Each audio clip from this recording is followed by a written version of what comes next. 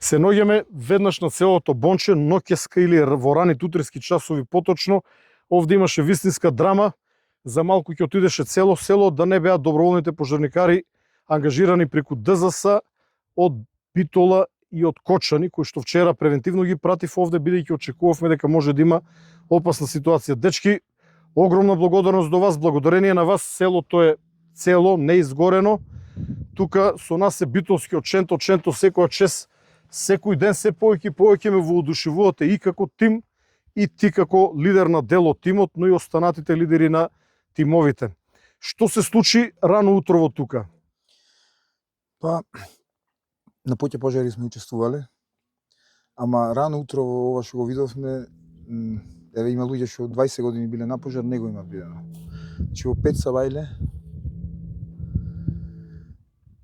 идеше низ падината пожар што се движеше со голема брзина, со огнени јазици меѓу 3 и 4 метра високи и тоа за во 5 сабајле несватливо. Обично пожарот така се однесва во 3 послен планне, ама ако ќе оди од ниско на високо во планината.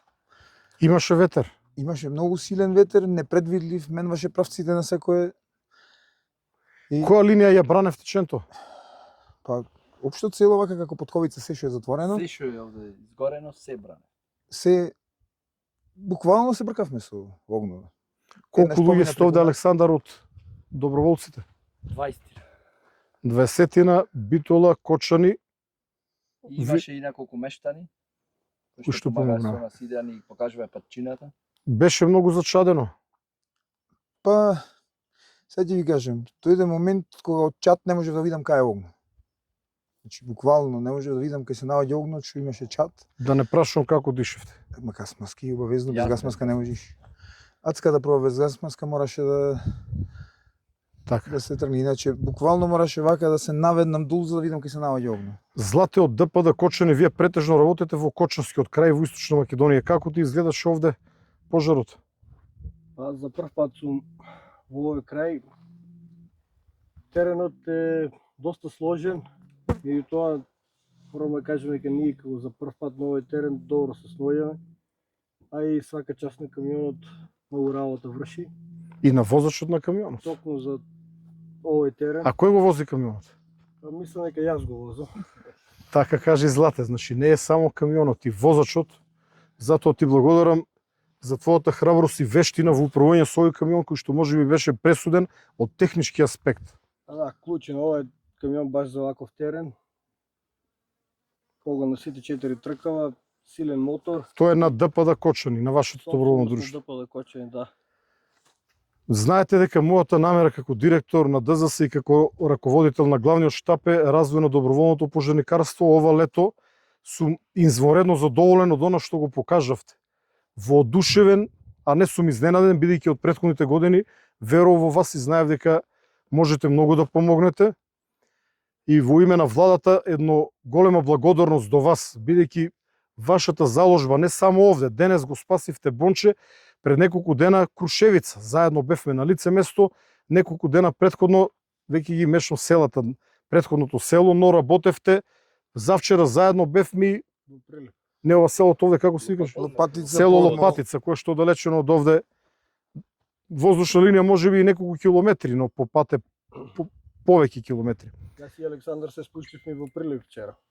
Вчера во Прилеп каква беше битката кај гробиштата со огнот? Јас и Злате бевме таму. Јас бев тука, се поделивме. Битката беше, прво слеговме долу кај она, веќе одеше во два правци огно. Едниот правец го брка пинцовите, беа дојдени пинцовите од Кавадарци, и едниот правец према селото Коњари го брка пинцовите, ние бевме од другата страна да заобиколиме и веќе беше изгасат огно.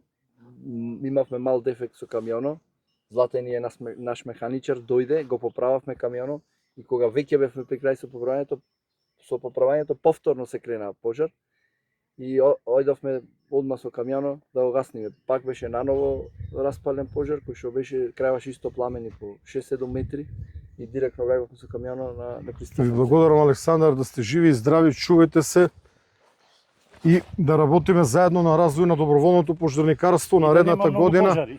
и до господинот локален жител кој што е овде од овој крај, исто голема благодарност до сите луѓе кои што иако се малку живеат овде и дојдоа да помогнат. Се гледаме попладне, бидејќи ова мислам дека повторно ќе се разгори до попладне. Ченто или нема да му дадете? Види вака, ова кичма да му е скршена. Нема поќе распалување.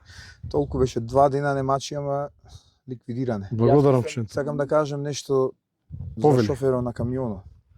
Значи, имаше потреба на неколку места, толку ризично, што ми беше страв да му речам, Злате, оди, кога прашувам, Злате, реши и ти дали ќе одиш.